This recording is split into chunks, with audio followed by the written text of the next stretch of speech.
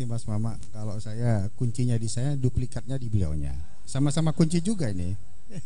Assalamualaikum warahmatullahi wabarakatuh. Kawan-kawan narasumber ya, Mas Arman, kawan saudara saya ini, yang satu ini, Bun Anwar istilahnya, bukan Bung Anwar tapi Bun Anwar. Ya, Mas Ubed yang saya hormati juga, Mas Mama selaku pemandu, kawan-kawan AJS, Bapak Ibu hadirin yang mengikuti acara ini. Jadi saya juga pun sama bersyukur sebagaimana Mas Ubed sampaikan, ini ruang publik yang diselenggarakan oleh AJS. Saya menyampaikan terima kasih sehingga kami ada ruang publik yang bisa berkesempatan untuk menyampaikan hal-hal apa yang seharusnya publik ketahui secara pasti dan sumbernya.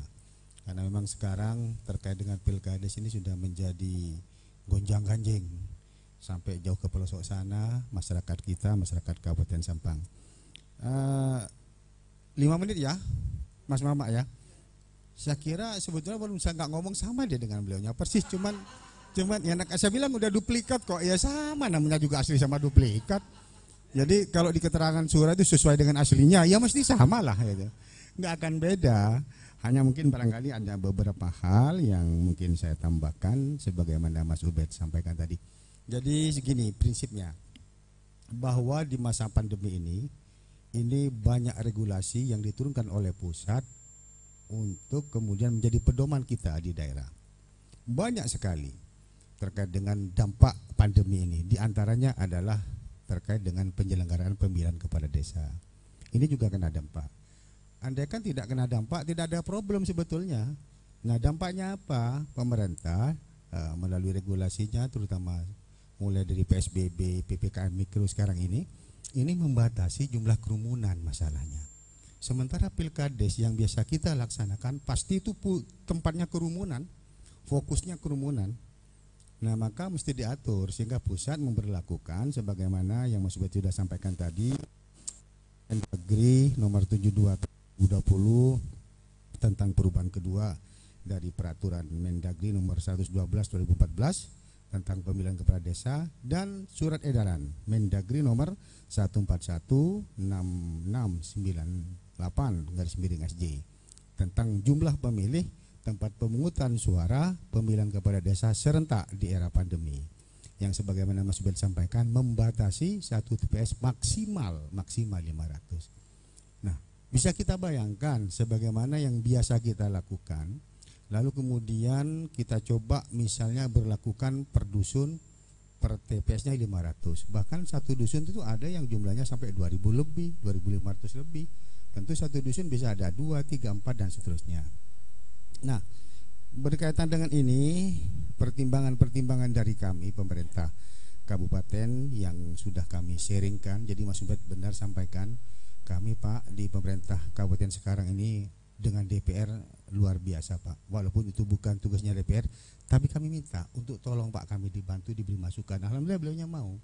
Perbub itu wilayah kami, wilayah pemerintah kabupaten, tapi karena kawan-kawan komisi itu mau, saya berterima kasih, dibahas bersama, ngundang ada perwakilan AKD, perwakilan BPD dan sebagainya.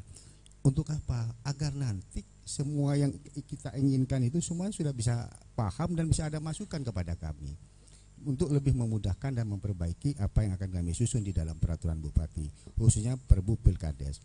Nah, berangkat dari pandemi itu tadi, kita mencoba membicarakan dengan Komisi 1 di dalam pembahasan perbupnya ya. Maka kalau itu nanti kita laksanakan per dusun dengan asumsi satu dusun bisa 1 atau lebih 2 TPS, maka yang pasti merubah kebiasaan ini kan tidak mudah. Ada beberapa faktor yang harus kita pertimbangkan. Yang pasti pembiayaan, pasti membengkak jauh. Kalau awal dari perhitungan sementara kami, jumlah TPS ini bisa sampai berjumlah 1000 lebih TPS. Dari yang kalau misalnya kita lakukan serentak ada 111 kepala desa di tahun 2021, hanya mestinya 111 TPS, membengkak sampai dengan 1000 lebih. Nah, membengkaknya ini tentu terikut juga di dalamnya sistem penganggarannya, pemenuhan penganggarannya. Maka Mas Ubed sampaikan tadi, hanya ada 21 petugas per desa kalau cuma 1 TPS. Kalau kita kembangkan menjadi satu desa misalnya ada 5-6 TPS, maka ya harus tentu ada TPS yang tidak bisa dimasuki oleh petugasnya nanti, petugas panitia desa P2KD maksudnya. Maka ini masalah sudah. Lalu juga pembiayaan, mulai dari belanja kepentingan sarana prasarana, membayar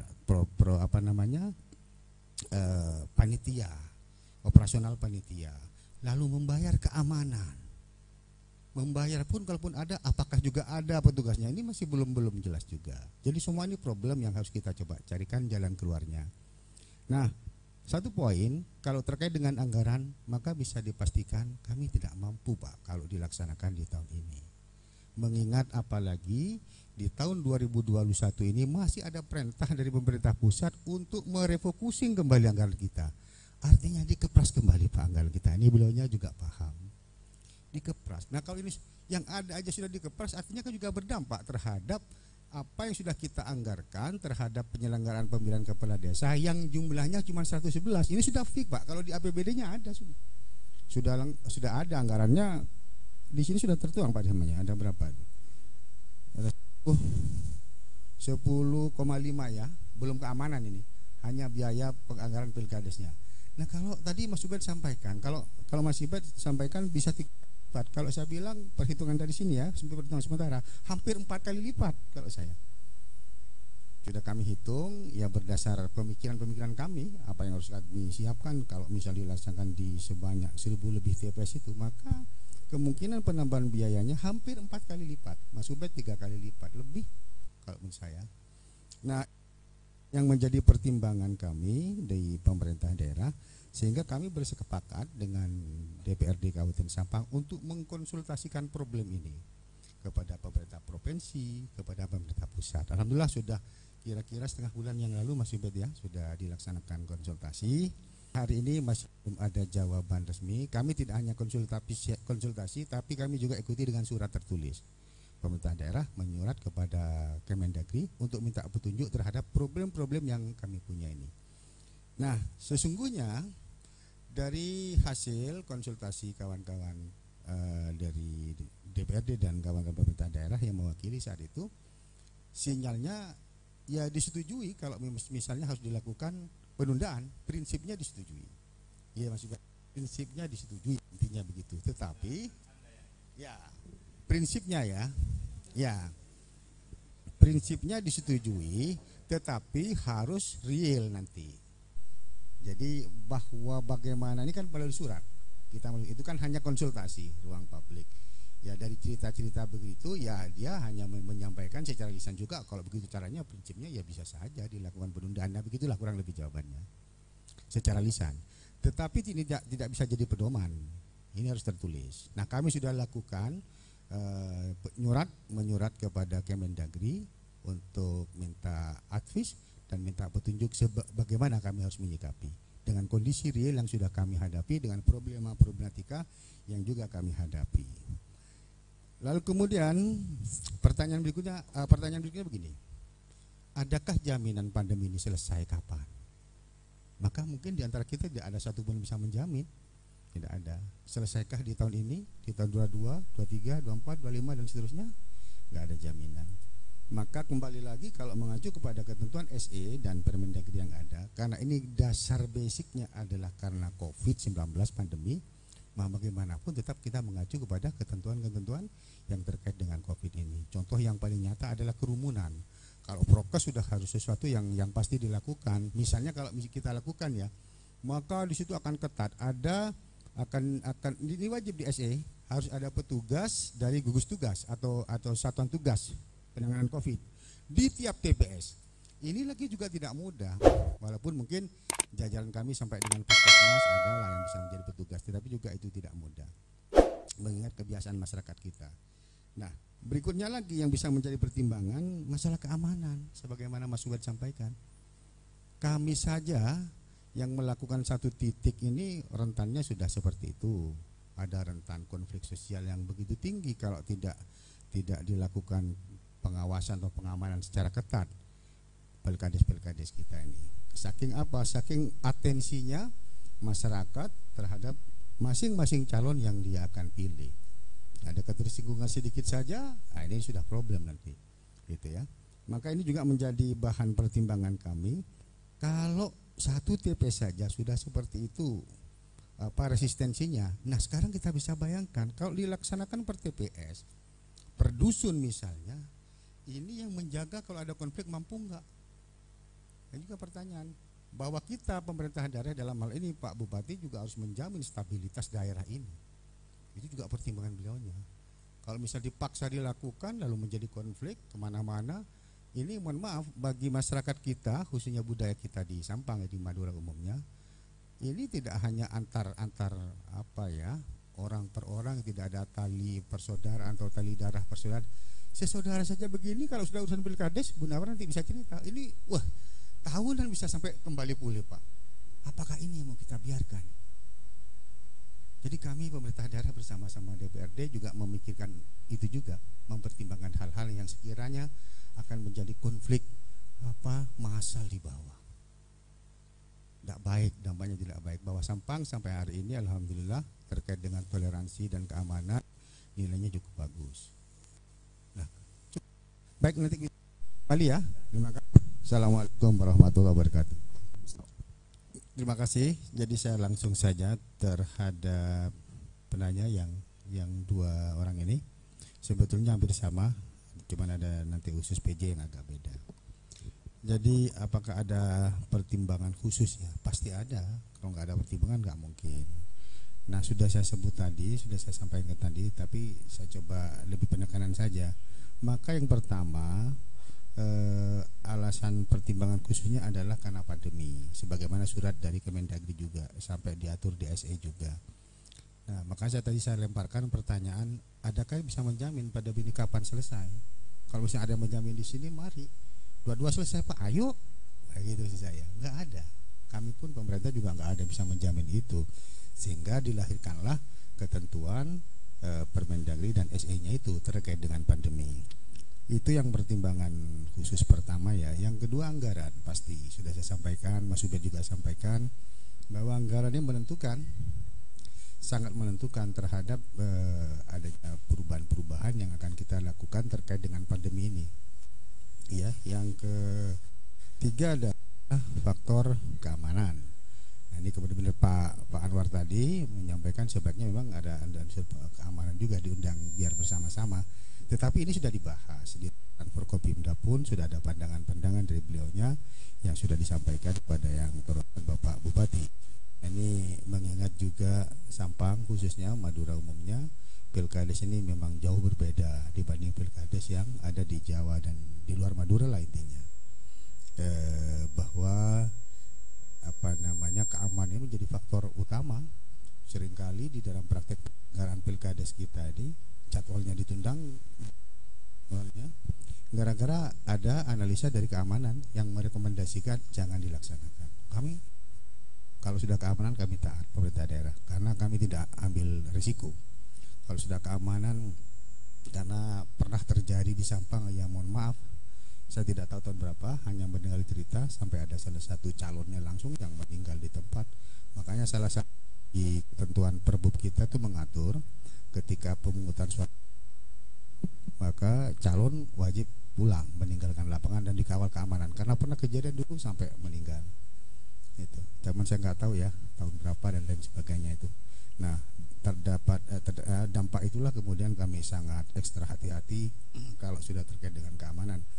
Kemudian tidak kalah pentingnya pertimbangan khususnya kalau dilaksanakan di TPS maka dampak sosial mulai pelaksanaan sampai dengan paskanya ini bukan sesuatu yang mudah untuk kita atasi, sehingga ya ada potensi dimungkinkan terjadinya gejolak pertentangan konflik sosial di bawah. Nah kalau ini terjadi kacau kita Pak. Pemerintah daerah ini ya sama halnya membiarkan sesuatu yang mestinya dicegah tapi kok dibiarkan. Karena bagaimanapun kita ini adalah wajib pemerintah daerah ini menjamin terhadap keamanan, kenyamanan masyarakat yang ada di bawah. Maka faktor yang sekiranya akan memunculkan dampak terhadap kerentanan konflik sosial ini kita jaga betul. kemarin sedikit saya sampaikan nilai penanganan konflik sosial di Sampang ini tinggi. Yang mohon maaf terkait dengan penyelesaian konflik sosial. Ini luar biasa tanggapan dari provinsi, pusat, bahkan dunia, sehingga Sampang nilai kemarin waktu dievaluasi oleh pusat itu bagus terkait dengan dampak sosial. Maka kami sekarang melihat potensi dampak itu. Nah, kalau kami biarkan, sama halnya kami kan tidak berpikir untuk melayani masyarakat yang terbaik. Itu juga menjadi pertimbangan khusus. Lalu tidak kalah pentingnya, nah ini yang sudah disampaikan kawan-kawan tadi, Mas Arman juga mengkaitkan dengan sanksi prokes terhadap pelaksanaan pemilihan kepala desa. Ada lagi satu hal yang ini akan menjadi potensi luar biasa kalau tidak dijaga dengan ketat, tidak dikelola dengan baik, akan menjadi sesuatu yang menjadi umum nanti. Karena mohon maaf, harus kami sampaikan juga forum ini, kawan-kawan calon kepala desa ini pintar mencari celah kesalahan musuh. Pintar. Itu sudah terbiasa nih, boleh nanti beliaunya tanya, beliaunya ini pelaku beliaunya. Dan memang itu menjadi, mohon maaf, selalu ya calon manapun sama gitu. Ada celah, masuk dia, entah di pendaftaran, entah di proses apa, kampanye dan sebagainya, dicari. Tambah lagi nih satu hal terkait dengan SE kita yang baru, bahwa terkait dengan kerumunan yang menyalip prokes itu, calon bisa digugurkan kalau dilaporkan kepada aparat penegak hukum. Bisa dibayangkan kalau 1000 TPS minimal, ada 400 atau separuh melaporkan, waduh, keamanan juga kacau juga, melayani kasihan juga. Jadi ini hanya gambaran-gambaran saja ya, makanya ini juga menjadi bagian pertimbangan kami. Nah, yang terakhir adalah e-voting. Sebagaimana surat dari Dirjen Kemendagri, ini ada suratnya, saya baca. Surat Direktur Jenderal Bina Pemerintahan Desa Kemendagri tanggal 8 Maret 2021 tentang pelaksanaan penerapan pemilihan kepala desa serentak melalui e-voting. Nah, e-voting juga sempat disinggung tadi oleh Mas Arman. Nah, kalau ini bisa kita laksanakan itu justru lebih efektif, efisien. Cuma tidak semudah itu juga.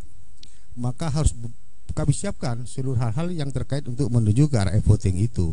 Sumber daya manusia, peralatannya, sosialisasinya, mencoba ini ke masyarakat harus disosialisasikan. Masyarakat kita ini masyarakat desa yang awam sekali, bingung nanti. Nah, itu perlu panjang perjalanan. Nah, perlu waktu, maksud saya perlu waktu untuk menyiapkan itu semua. Nah, kalau ini bisa kita lakukan, saya kira akan lebih bagus kualitas pelaksanaan pemilihan desa kepala desa kita ke depan ya. Itu terkait dengan alasan-alasan khususnya. Lalu ditanyakan tadi terkait PJ ya, PJ. Mas Anwar juga, saudara saya menanyakan juga, menyinggung lah, bukan menanyakan PJ kalau lama gimana dan sebagainya. Ya, kalaupun misal ini kan masih berandai-andai kita, misal nanti gelombang dilaksanakan di tahun entah berapa, nah tentu konsekuensinya harus PJ, gak ada lain, ketentuan mengatur seperti itu.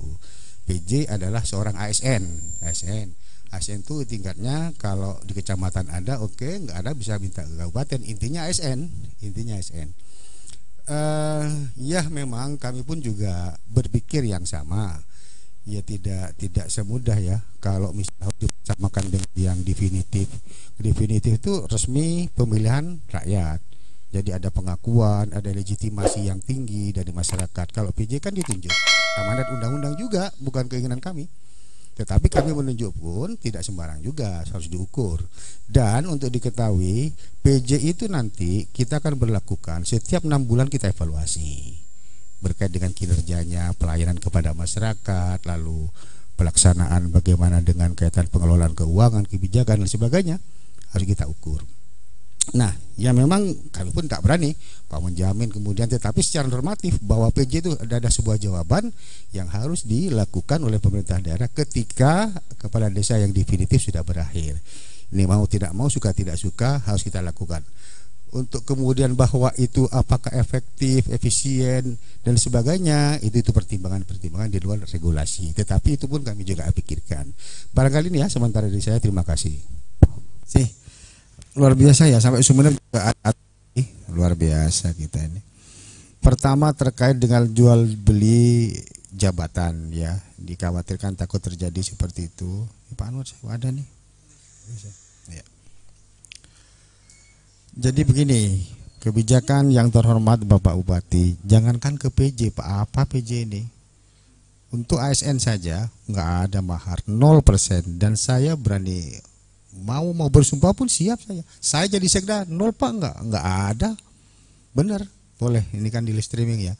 Apalagi yang kadis dan staf nggak ada. Maka dipastikan sebagaimana kebijakan Pak Bupati, saya berani memastikan jual beli atau mahar PJ Kadis dipastikan tidak ada di Kabupaten Sampang. Itu ya yang pertama. Yang kedua Sumeneb apa ya Mas? Mas mau apa tadi itu? Mapping. Oh sudah, Mas Ubed sudah jawab. Oke, udah. Kemudian ada dari Pak Sukardi, PJ melebihi. Oh ya gini. Jadi di regulasinya jabatan PJ tidak diatur sampai dengan kapan, tidak ada. Hanya di kita diperbut sebagaimana juga saran-saran Mas Ubed di Komisi 1 ada semacam evaluasi berkala gitu maksudnya. Nah kami sepakat kami lakukan evaluasi per 6 bulan. Insya Allah di perbub kita yang baru nanti akan muncul itu gitu. Jadi untuk menghindari apa hal-hal yang sekiranya akan menjadi tidak bagusnya di desa. Kami kan memang ya namanya juga manusia. Cai mondeng muture semenit awbe atene kan sedetik awbe semenit awbe seperti itu ya.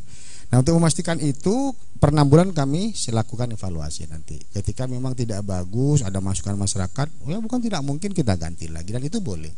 Mengenai batas waktunya memang tidak diatur, itu ya. Kemudian sampai dengan 2025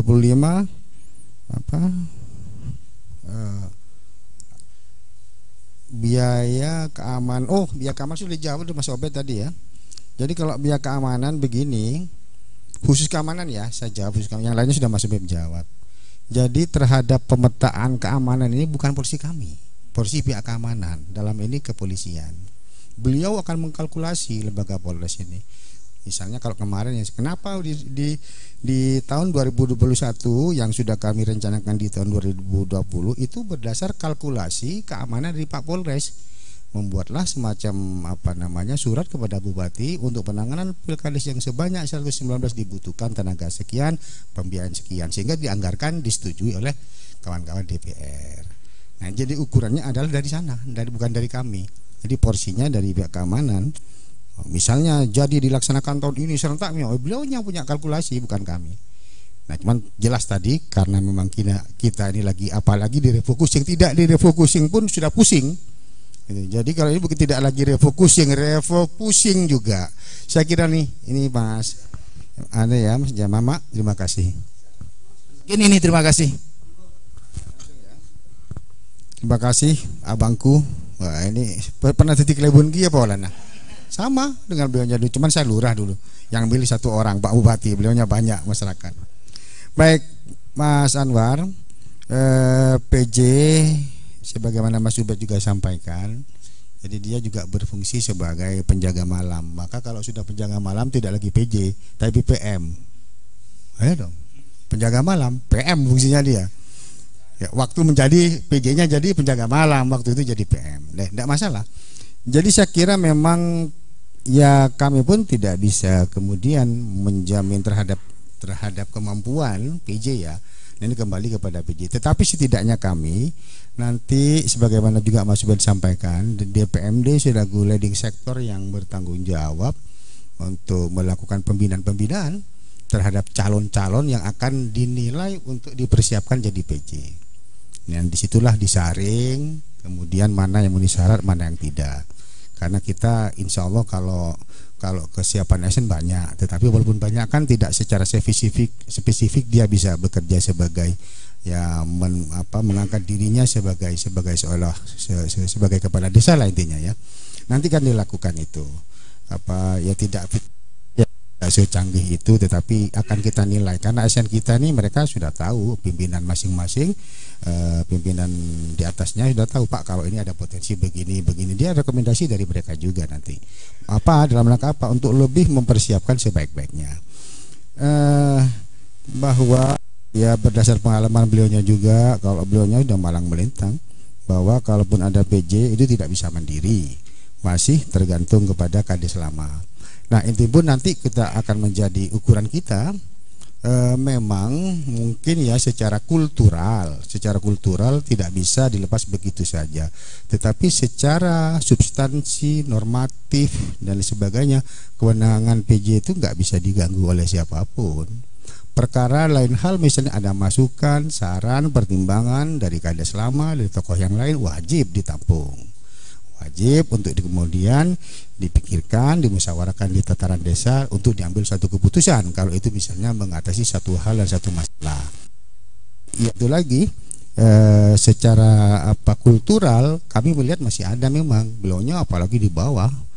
Tetapi kami dari pemerintah daerah akan minta kepada PJ, silakan ditampung kalau ada masukan, tetapi lalu jangan kalian menjadi tidak mandiri, maksudnya harus tetap ada kemandirian itu di dalam rangka pengambilan keputusan. Ya, karena di desa ini melayani masyarakat, harus mengambil keputusan, menjaga keamanan, banyak memang tidak mudah dan tidak ringan, berat. Tetapi insya Allah dengan bersama-sama Pak Camat juga monitoring.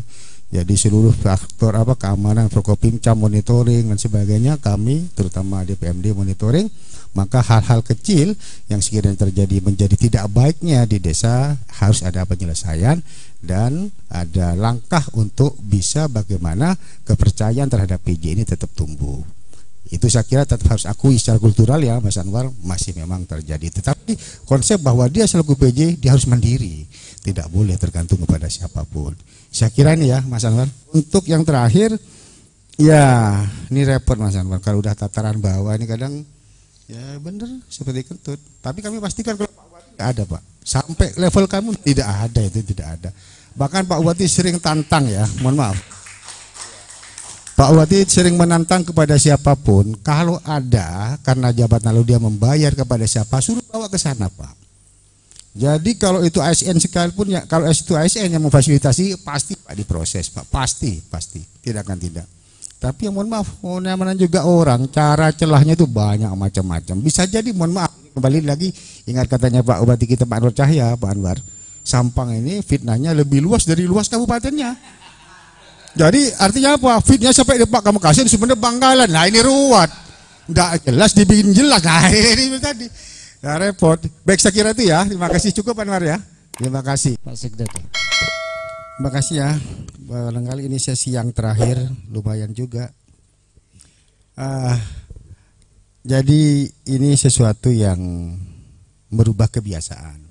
Dan kita pun sama kaget. Tidak hanya masyarakat, kami pun begitu mendapat ketentuan regulasi harus menyesuaikan dengan COVID, pandemi dan sebagainya, makanya merubah struktur. Dan ini tidak bisa di awal tadi sudah katakan, COVID ini merubah struktur seluruh sendi kehidupan di masyarakat, di pemerintahan dan semuanya, dan dampaknya luar biasa.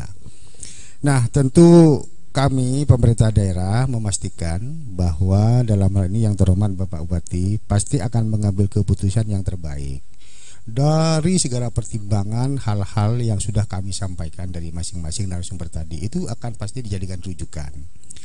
Beliau tidak akan serta-merta mengambil keputusan yang akhirnya juga pada gilirannya merugikan masyarakat. Semua dipertimbangkan positif negatif. Kembali lagi, sebagaimana memang teori secara umum kebijakan publik ini tidak mungkin memuaskan 100% semua pihak. Pasti ada pihak-pihak yang tidak merasa puas. Oleh karenanya, misal pun terjadi nanti kepada mereka yang tidak merasa puas, marilah silakan, kami mempersilakan meminjam pendapat, tapi pendapatnya tolong dikembalikan kepada regulasi-regulasi yang menjadi acuan kami di dalam rangka mengambil suatu keputusan. Saya kira ini, terima kasih.